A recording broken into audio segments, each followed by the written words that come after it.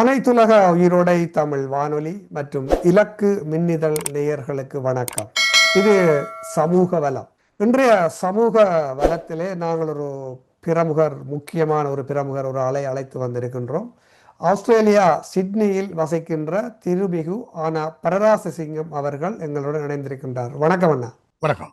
இன்று திருமிகு பரராஜசிங்கம் அவர்களை நாங்கள் அழைத்து வந்ததன் முக்கிய நோக்கம், அவர் ஒரு நூல் ஒன்றை எழுதியிருக்கின்றார். அந்த நூலினுடைய பெயர் அப்ரூட்டட், அதாவது வேரோடு பிடுங்கி எறியப்பட்ட எங்களுடைய மக்கள், அதுதான் அந்த குறிக்கின்றது. அந்த நூலிலே முக்கியமாக 34 பேர்களை தேர்வு செய்து, அதாவது டயஸ்பராவிலே புலம்பெயர் தேசங்களிலே வாழ்கின்ற ஈழத்தமிழர்களை தெரிவு செய்து அவர்களை பற்றிய புத்தகம்தான் இந்த அப்ரூட்டட் என்ற புத்தகம். அண்ணா, நீங்கள் பல காலமாக ஆஸ்திரேலியாவில் இருக்கின்றீர்கள். இந்த நூல் எழுதுவதும் இந்த நூல் மட்டுமல்ல, ஏற்கனவே பல நூல்கள் நீங்கள் எழுதியிருக்கின்றீர்கள். அதை விட நீங்கள் வேறு அமைப்புகளிலும் சில பொறுப்புகளாக இருந்திருக்கின்றீர்கள் என்று நாங்கள் அறியக்கூடியதாக இருக்கின்றது. அதில் பற்றி மிக சுருக்கமாக உங்களுடைய பேக்ரவுண்ட் என்ன, நீங்கள் உங்களை பற்றி ஒரு சிறிய தகவலை எங்களுக்கு தாருங்கள். மிக சுருக்கமாக சொல்ல போனால் 1986 ஆண்டு துவங்கி, நான் 83 தான் ஆஸ்திரேலியாவுக்கு வந்து சேர்ந்தேன். 86 துவங்கி 2009 ஆண்டு வரை கொஞ்சம் ஆக்டிவாக தமிழீழத்தை நியாயப்படுத்தி தமிழீழ விடுதலை போராட்டம் நியாயமானது என்பதை ஆஸ்திரேலியன் அரசாங்கத்துக்கும் ஆஸ்திரேலியன் மீடியாவுக்கும் சர்வதேச மீடியா சர்வதேச அரசாங்கங்களுக்கும் அரச சார்பற்ற நிறுவனங்களுக்கும் இதை எடுத்து கூறும் பணியில்தான் வெவ்வேறு அமைப்புகளுடன் என்னை இணைத்து கொண்டு இந்த வேலை செய்து வந்தேன். ஆஸ்திரேலியாவில் நான் Australian federation of Tamil association, அதாவது தென் துருவ சம்மேளங்களில் ஒரு முகப்பு என்ற மாதிரி ஒரு அமைப்பு. அது ஆஸ்திரேலியாவிலும் நியூசிலாண்டிலும் உள்ள எல்லா அமைப்புகளிலும் ஒரு கூட்டமைப்பாக அதன் மூலமாக சில காரியங்களை செய்து கொண்டு வந்தேன். 2006-7 ஆண்டு துவங்கி 2009 ஆண்டு வரைக்கும் centre for justice and democracy, CJPD என்ற ஒரு நிறுவனத்துடன் சேர்ந்து, சுவிட்சர்லாந்துல பேஸ் பண்ணியிருந்த ஒரு நிறுவனம், அதோட சேர்ந்து இதே காரியத்தை தான். ஆனால் அந்த காலத்துல சமாதான பேச்சுவார்த்தைகள் நடந்து கொண்டிருந்தது. அதை ஒரு முன்னெடுக்கும் வகையில், இன்னும் ஊக்குவிக்கும் வகையில் ட்ராக் 2 என்ற ஒரு வகையில் அந்த அமைப்பு வேலை செய்து கொண்டு வந்தது. அது நான் ஒரு ப்ரோக்ராம் டைரக்டராக வேலை செய்தேன். ட்ராக் 2 என்றால், ட்ராக் 1-இல் இலங்கை அரசும் விடுதலை புலிகளும் பேசிக் கொண்டிருந்தார்கள்.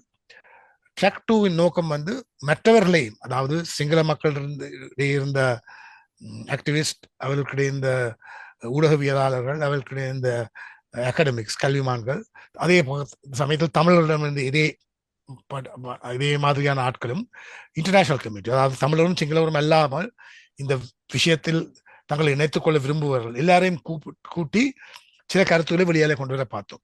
அதன் மூலம் இந்த ட்ராக் 1 டிப்ளோமசிக்கு ஒரு வேகம் ஒன்று கொடுப்பதாக நாங்கள் அந்த வேலை செய்து கொண்டு வந்தோம். ஆனால் துரதிர்ஷ்ட விதமாக ஜியோ பாலிட்டிக்ஸ் என்ற விஷயத்தில் மூலமாகவும் ஒரு இராணுவ தீர்வு ஒன்று எங்கள் மேல் சுமத்தப்பட்டது, திணிக்கப்பட்டது. 2009 ஆண்டுக்கு பிறகு எனக்கு இந்த இப்படிப்பட்ட அட்வொகசி வேலைகள் தேவைப்படவில்லை. நான் 2009க்கும் 2019 ஆண்டுக்கு இடையிலும் அங்கு நடந்த விஷயங்களை கவனித்து பல இன்டர்நேஷனல் ஜேர்னல்ஸ், அதாவது சர்வதேச சஞ்சிகையில் எனது கருத்துக்களை வைத்துக் கொண்டு வந்தேன். அது ஆஸ்திரேலியாவில் இருந்த கேன்பரா டைம்ஸாக இருக்கலாம், அல்லது diplomat, Asia week, Asia times, அப்படி நிறைய மேகசின்ஸ்ல எழுதி கொண்டு வந்து 10 வருஷம். அப்புறம் அவற்றை தொகுத்து 2019 ஆண்டில் ஸ்ரீலங்கா விக்டர்ஸ் பீஸ், அதாவது இலங்கை அரசின் ஒரு வெற்றியாளனின் சமாதானம் என்று சொல்ல போய், அதுல சமாதானம் இல்லை, அது ஒரு அரச வெற்றியாளன் ஒரு சமாதானம் சொல்லிக்க, அது ஒரு திணிப்பு, அது சமாதானம். அது நாங்கள் எங்களுக்கு மேலே அவள் ஒரு ஆதிக்கத்தை செலுத்தி சத்தம் போடாமல் வச்சிருக்கிறோம். அந்த சமாதானத்தை பற்றி எழுதினான். அதற்கு பிறகுதான் இந்த நூலை நான் எழுத வேண்டி வந்தது. இந்த நூலுக்கு நீங்கள் மெயின் டைட்டிலாக அப்ரூட்டட் என்று போட்டிருக்கிறீர்கள். அதுல சப் டைட்டிலாக ஸ்ரீலங்கா அல்லது அல்லது stories from the Sri Lankan Tamil diaspora என்று அதில் சப்டைட்டிலாக கொடுத்துருக்கிறீங்க. அப்படின்னா நீங்கள் 34 பேர்களை பற்றி இந்த புத்தகத்தில் எழுதப்பட்டுள்ளது. இந்த புத்தகத்தை, இந்த நூலை எழுதுவதற்கு உங்களுக்கு உந்து சக்தியாக இருந்தது என்ன? என்ன எண்ணம், உங்களுக்கு என்ன எண்ணம் தோன்றியது இப்படி ஒரு புத்தகத்தை நீங்கள் எழுத வேண்டும் என்று? உண்மையிலே நாங்கள் எல்லோருமே பிடுங்கி அறியப்பட்ட வேர்கள்லாம், எங்களுடைய தேசத்தை விட்டு பிடுங்கி அறியப்பட்டவர்கள்லாம் நாங்கள். முழு உண்மை.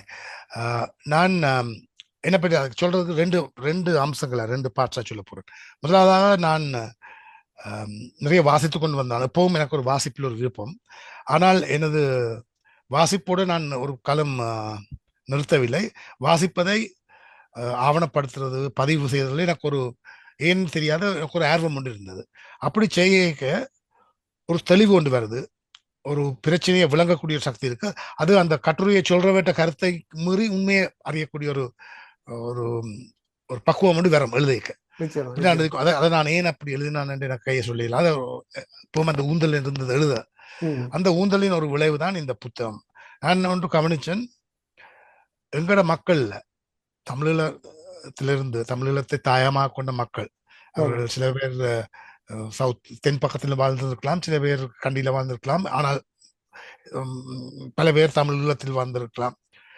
அவர்களில் 1/3 பங்கு வேரோட துரத்தப்பட்டிருக்கிறார்கள். அது ஒரு பெரிய ஒரு வெளியேற்றம். ஆனால் அதை வெளி உலகத்துக்கும் பெருசா தெரியல. நாங்களும் அதை பெருசா பேசுவதா இருக்கல, ஏனென்று எனக்கு தெரியல. அதை நாங்கள் அதை வெளி உலகத்துக்கு கொண்டு வரணும். அதே சமயத்துல அந்த கொண்டு வருவதன் மூலமாக எங்களுடைய கதையை நாங்கள் ஏன் வெளியேற்றப்பட்டோம் என்பதை நாங்கள் வெளி உலகத்துக்கு சொல்லலாம்.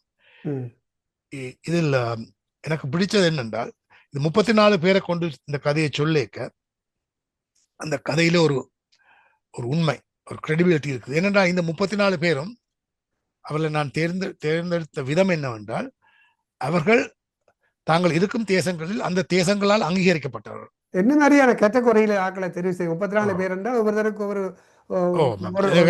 இருக்கும். என்ன 9 கேட்டகரிஸை பார்த்தேன். என்னென்றால் அந்த 9 கேட்டகரி புத்தகத்தை தான் பார்த்து சொல்லுவோம். அந்த 9 கேட்டகரிஸ்லயும் கலைஞர் என்ற ஒரு கேட்டகரி இருக்கு. நான் வாசிக்க போறது புத்தகத்திலேயே. கலைஞர், ஆர்டிஸ்ட். மற்றது எழுத்தாளர்களும் ஊடகவியலாளர்களும், ரைட்டர்ஸ் அண்ட் ஜேர்னலிஸ்ட்.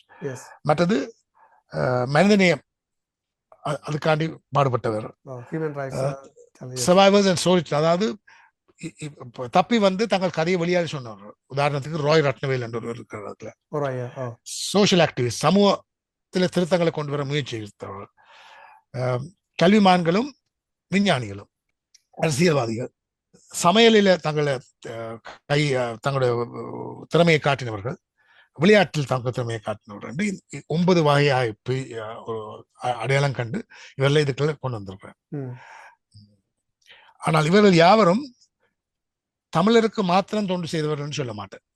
இவர்கள் இருந்த தேசங்கள் தங்களுடைய தேசத்தின் ஒரு அங்கமாக கருதி இவர்களை கௌரவித்துள்ளது.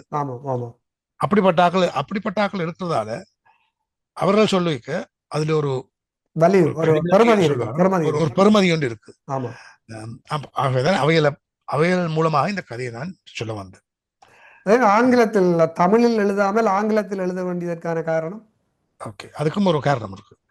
முதலாவதாக இந்த சமயத்துல நாங்கள் ஒன்றை கவனிக்கலாம்.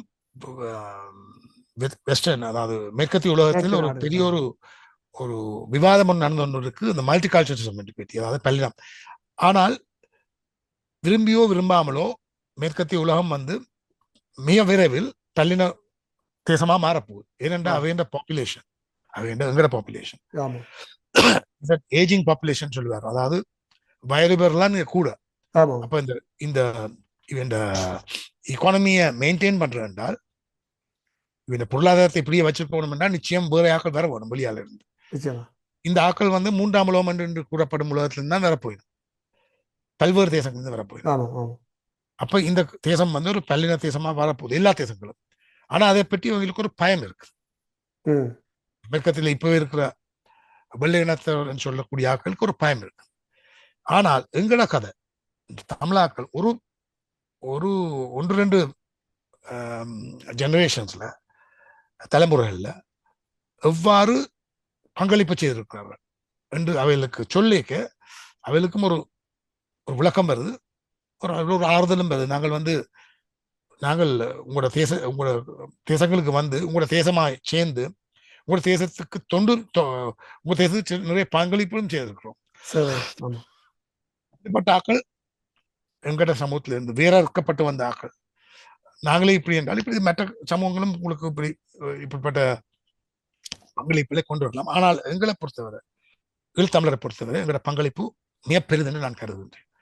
அதுக்கும் பல நியாயங்கள் உண்டு, சொல்லலாம். ஆனால் நாங்கள் எங்களோட பங்களிப்பு ஆனபடியே அது ஆங்கிலத்தில் எழுத வேண்டிய ஒரு நிர்பந்தம் ஒன்று எனக்கு இருந்தது.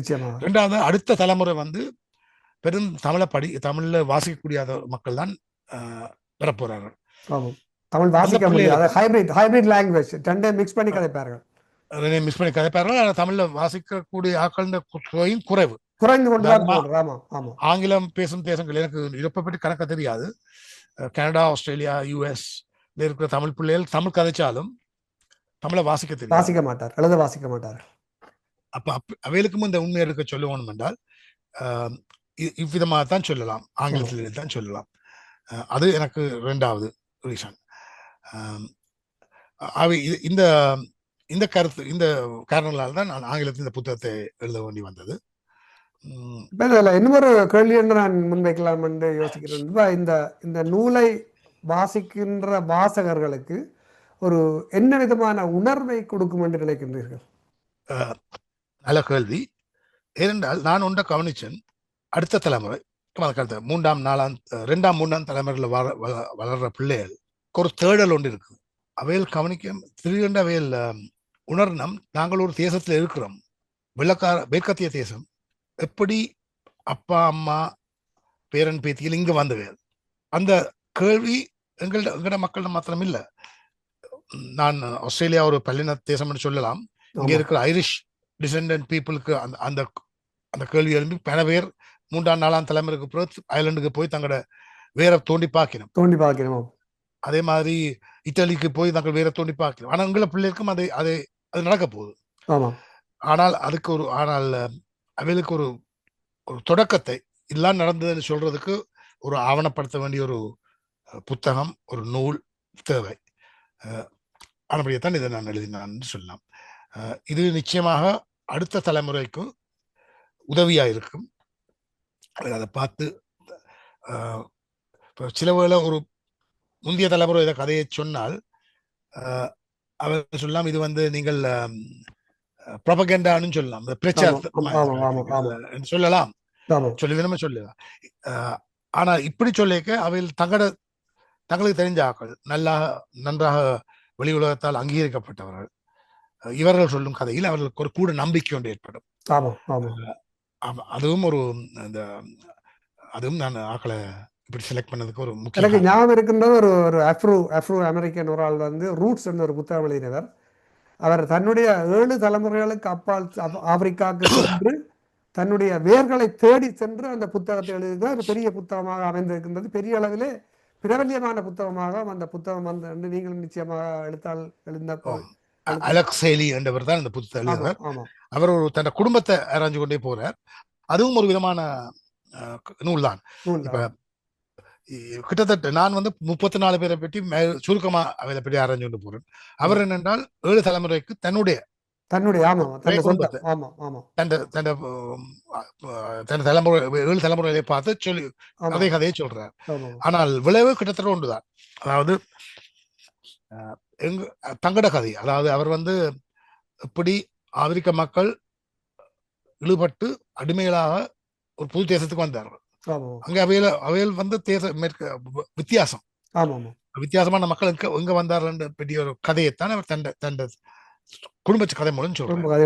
இங்க நான் 34 பேருண்ட சுருக்கமான சரிதங்கள் மூலம் வரலாற்று கதை, சுய சரிதங்கள் சொல்ல அவையில பெட்டி கதையின் மூலம் அதே மாதிரியான உண்மையை ஓரளவு கொண்டு வர பார்க்கிறேன். அதுல ஒரு அவையில பற்றி அறிகிறதுல சில பேருக்கு ஒரு துடி கொண்டு இருக்கலாம். உதாரணமா மாயா MIA என்ற சங்கீத மியூசிஷியன், அவ பற்றி எழுதியிருக்கேன். அவ பற்றி அடுத்த தலைமுறைக்கு நல்லா தெரியும். அப்ப அவ பற்றி வாசிக்கணும் வாசிக்கணும். அப்ப அவ சொன்ன கருத்துக்களை உள்ளெடுக்கணும். நிச்சயமா நிச்சயமா நிச்சயமா. அதே மாதிரி தனஞ்சியன் சுயஸ்கந்தர் ராஜான்ற ஒரு இருக்கிறார் தனஞ்சயன், ஆமாம் இங்கிலாந்துல. ஆமாம். அவரை பற்றி கதைகளையும் பார்க்க அவர் கூட இப்போ நாட் ஃபார் ப்ராஃபிட் செக்டர்ல அவரை போல ஆக்கள் இல்லையன்னு சொல்லிடணும். அப்படிப்பட்ட ஒரு மிக ஒரு நல்ல ஒரு இடத்துல இருக்கிறார். அவரை பிபிசியில கதைப்பார், தமிழ் கார்டியன் பேப்பர்ல வந்து சில கருத்துல சொல்லுவார். அவர் அங்க ஒரு பப்ளிக் இன்டெலெக்சுவல் மாதிரி வந்திருப்பார். ஜெர்மனியில கூட அப்படிப்பட்ட ஆக்கள் இருக்கணும்.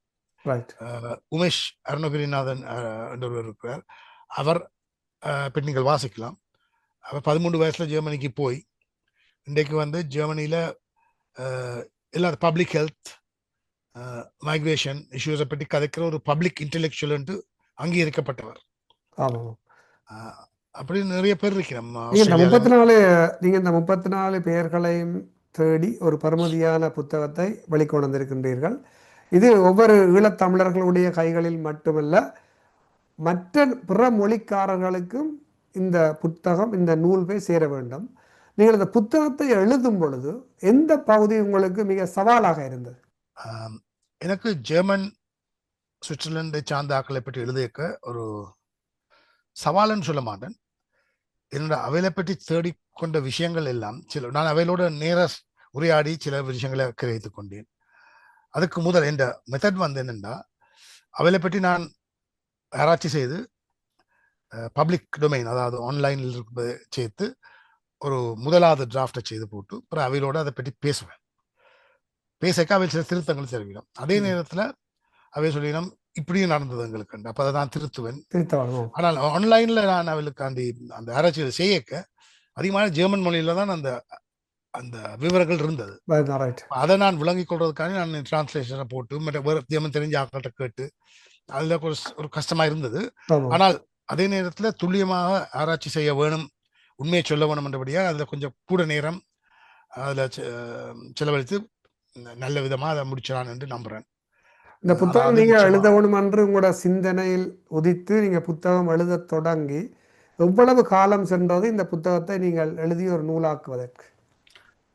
இது வந்து கிட்டத்தட்ட 2 வருஷம் எடுத்தது எனக்கு. அதுவும் நான் கொஞ்சம் வேகமாக வேலை செய்தால் தான் இது இன்னும் கூட எடுத்திருக்கலாம். நான் அதை முடிக்க வேணும் என்று கொஞ்சம் ஒரு 2 வருஷமா வேலை செய்து கொண்டு வந்தேன். உங்களுக்கு கொண்டு சொல்லவும், நோவேலையும் ஒரு 2 பிள்ளைகளை பற்றி எழுதியிருக்கிறேன். அவைகளை பற்றி நீங்கள் நோவேல உள்ளாக்களுக்கு ஒரு விளக்கம் ஒன்று கொடுக்கலாம்னு நினைக்கிறேன். மீரா அண்ட் தீபான்னு சொல்லி 2 பிள்ளைகள். அவையில் வந்து ஒரு சங்கீத குழுவில் இருக்கிறோம். அந்த குழு வந்து தமிழில் பாடுது, ஆனால் மேற்கத்தியரெல்லாம் போய் அதை கவனிச்சு கேட்டுக்கொண்டிருக்கிறோம். அப்படிப்பட்ட ஒரு அதோட அவைகளுக்கு ஒரு விருது ஒன்று கிடைச்சது. கிட்டத்தட்ட இந்த ஒரு பெரிய ஒரு விருது மற்ற மியூசிக்ல அதை மாதிரி அதளவு விருது கிடைக்கிறது அரிது. அவையில் அதை எடுத்திருக்கிறோம். அதுவும் 2 தரம்.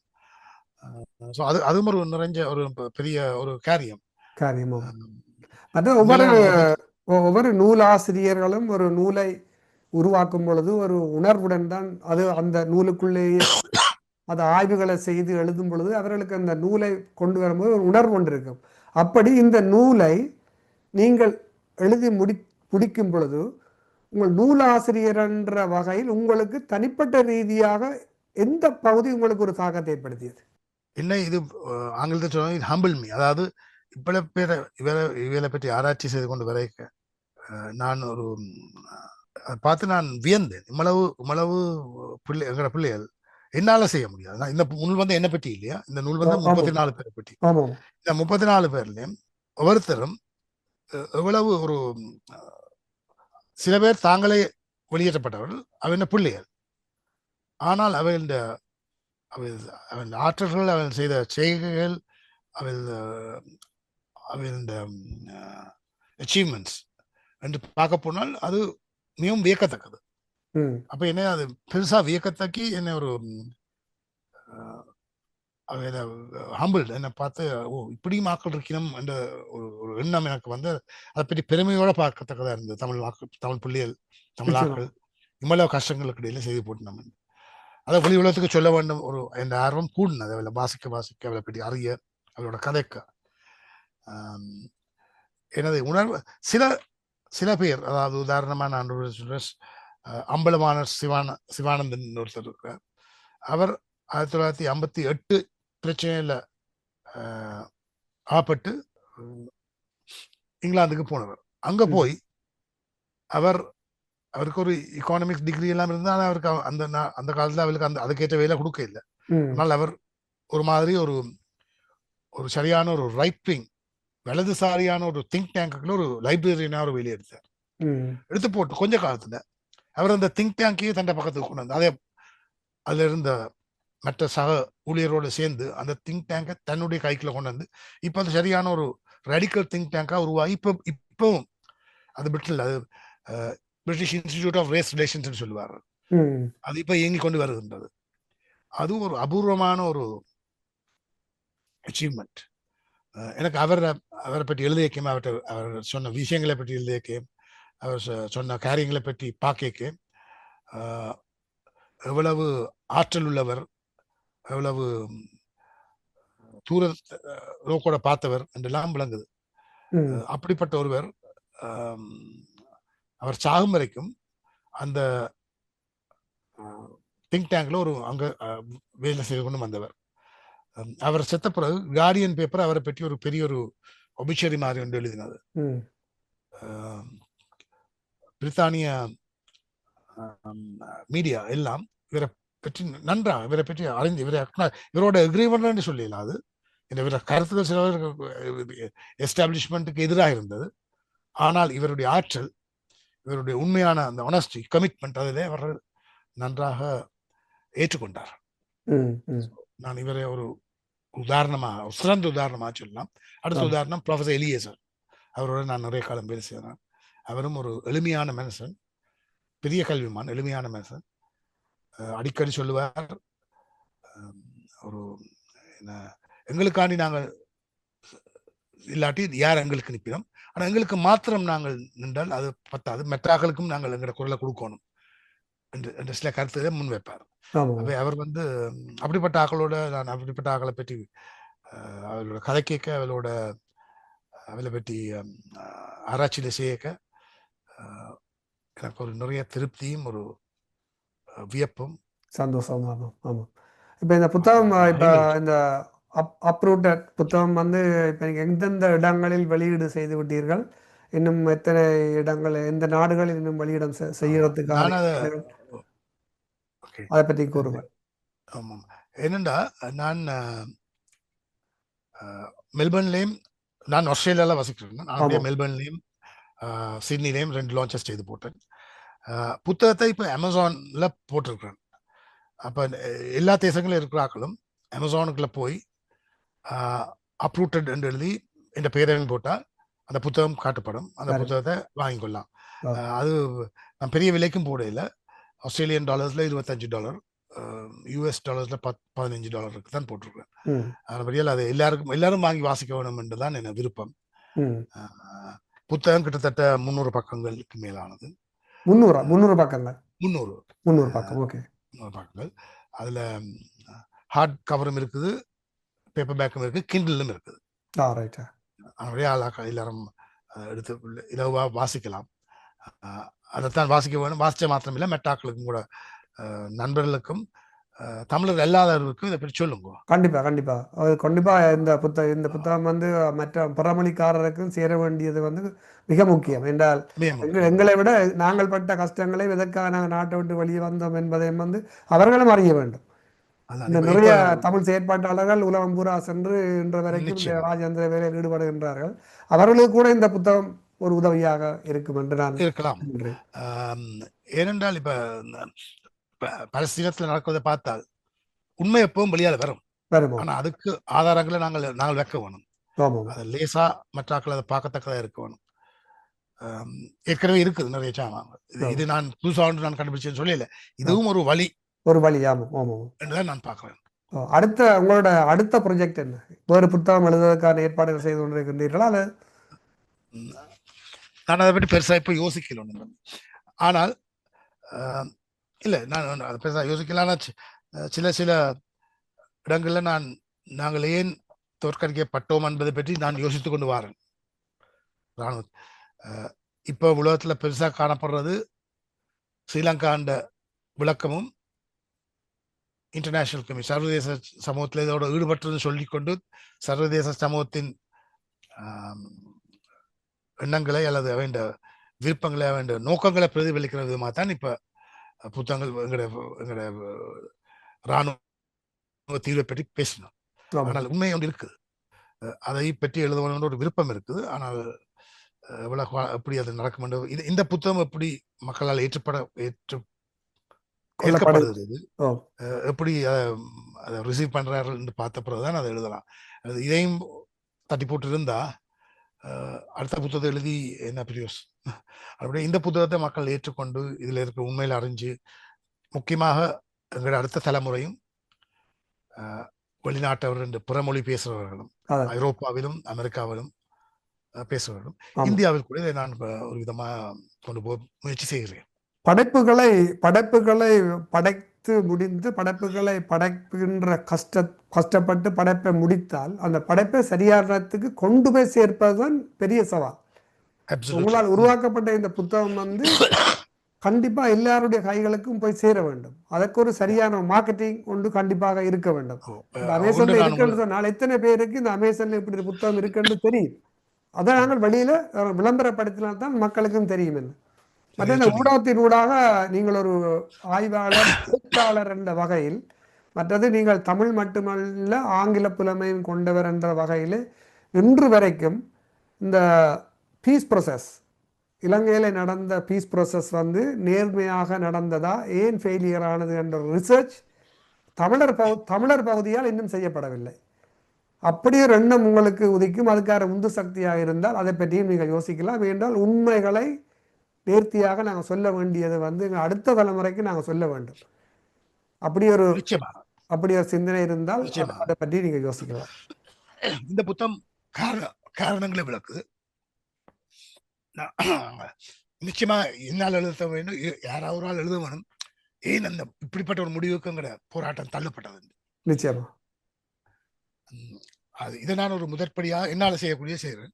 அடுத்தது முடியுமெண்டா நான் செய்யலாம், அல்லது வேறு யாக்கள் எடுத்து செய்யலாம். ஆனால் இந்த விஷயத்த முன்னுக்கொண்டு நீங்க சொன்ன மாதிரி எனக்கு அந்த ஒரு பலவீனம் இருக்கு, மார்க்கெட்டிங் தெரியல எனக்கு பெருசா எப்படி இதை கொண்டு போறேன். வழக்கமா சில பப்ளிஷர்ஸ் எடுத்துக்கொண்டு போகலாம், ஆனா அது நானே பப்ளிஷ் பண்ணபடியால் இந்த ஒரு கம்பெனி மானிட்டர் பப்ளிஷர்ஸ் கொண்டு போறதுக்கு தமிழ் மக்கள் இந்த உதவி எனக்கு நிறைய தேவை. அதுவும் வெளியால இருக்கிற உங்களை போல ஆக்கள், கனடா, யுஎஸ், ஐரோப்பாவில் மற்ற தேசங்கள் உதவி எனக்கு நிறைய தேவை.